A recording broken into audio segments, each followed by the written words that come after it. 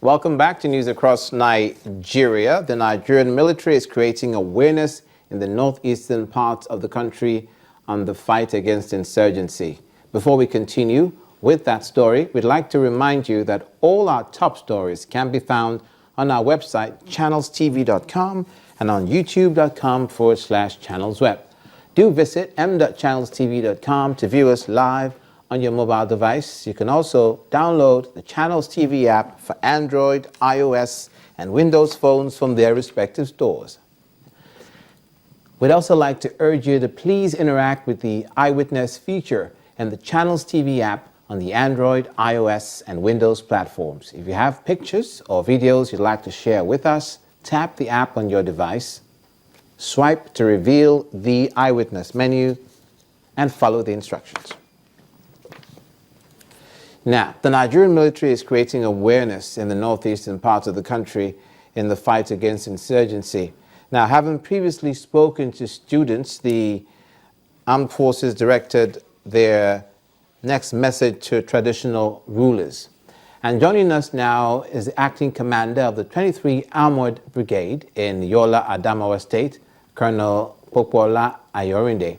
It's good to have you on the program, Colonel Ayorinde.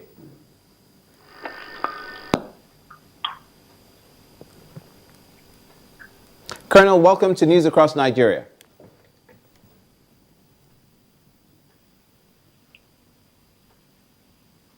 Okay, we're trying to establish... Hello? Okay, hello, Colonel. Good to have you on the show. Colonel, if you can hear me, why is it important that you speak with the traditional rulers?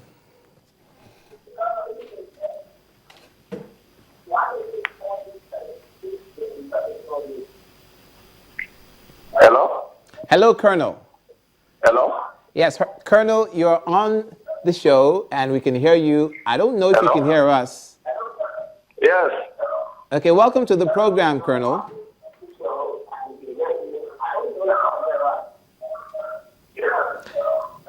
I think we're just going to let the Colonel go and try and establish contact with him again. But the Nigerian military, we do apologize for that, a technical hitch. Is over in the far northeastern parts of the country, in Adamawa State, in Yola to be exact. And the Nigerian military has been spearheading an awareness campaign. That's what that conversation with him was meant to be about. They've gone to students. Now they're going to traditional rulers, native rulers, to make the people aware of what the military is doing concerning the insurgency and what role the natives and the people of those particular areas should play in the fight against insurgency. So we will try again, if we can, to establish contact with Colonel Ayorinde Popola, who is the commander of the 23 Armored Division, to give us some information on how that's been going. But in the meantime, we will turn our attention to the southeastern part of the country. But we'll stay with the military. There's renewed optimism from the Eastern Naval Command of the Nigerian Navy that continued support from the federal government towards the maintenance of safe waterways reduces the incidence of piracy and other crimes. At the end of a sea inspection codenamed Operation Mamaki, the flag officer commanding Eastern Naval Command, Rear Admiral Atiku Abubakar, told newsmen that personnel are also being trained in gun exercises, communication patterns, interrogation of vessels, and helicopter training. He said the essence of such an operation is to strengthen the reduction of illegal oil bunkering and protect the nation's mineral and natural resources. This exercise is a follow-up of the directive of the President, Federal Republic of Nigeria, which the Chief of Naval Staff mandated all the operational commands to, within a specific time, train, reduce illegal bunkering, make Nigerian waterways more secured, and that is why we decided to conduct this exercise Mamaki. In this operation, we have 6 ships participating. You can see 3 ships That is, you're on board NNS Babana, there is NNS Thunder and NNS Centenary, and of course NNS Andoni. We have NNS Kianwa and NNS Makodi standing and protecting the Calabar and Boni entrance ways. And of course, we have the helicopter, which also you have seen participating in the exercise. As a flag officer, Eastern Naval Command Rear Admiral Atiku Abubakar talking about the preparedness of the Eastern Naval Command for operational duty. We'd like to turn back to Adamawa State now, where the acting commander of the 23rd Armored Brigade in Yola is standing by to talk with us. Thank you for speaking with us, Colonel.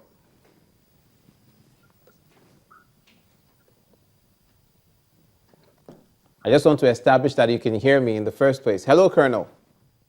Hello, yes, I'm hearing you. Thank you so much for being patient enough to speak to us. Now, Yes, you're welcome. okay.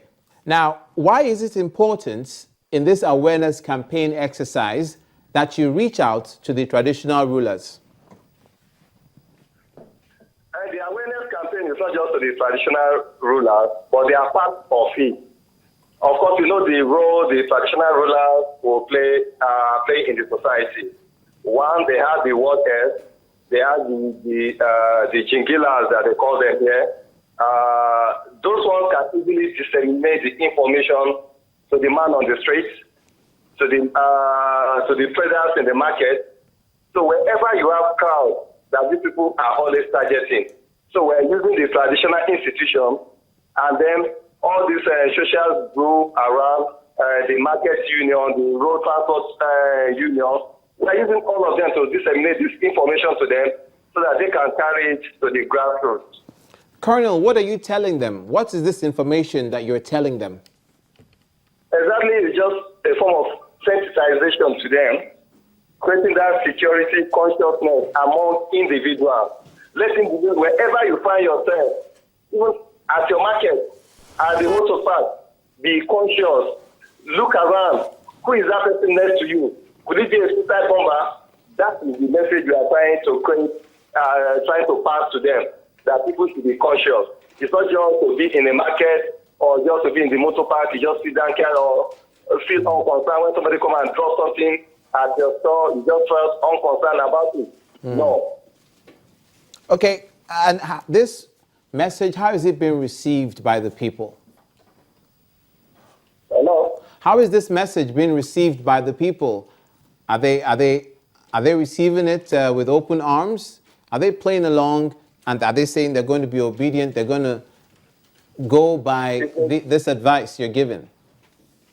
In fact, it's an eye-opener to a lot of us, because things that we assume that people know, the information that we felt is already there for them.